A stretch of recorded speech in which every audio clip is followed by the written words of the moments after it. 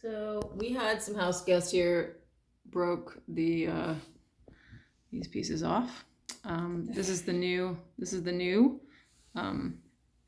set valve gate, and we are going to replace it. It was $5, and hopefully it fits, and we can have a shower again.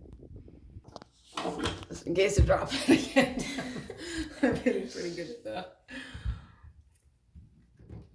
So if you see down here, there's a little lever, or if she can find it. Little guides, I guess. Mom, how many times have you done this? None.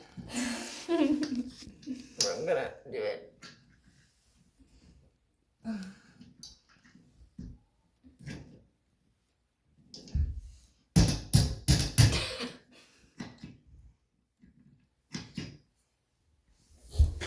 Let's see if it works. You have a shower.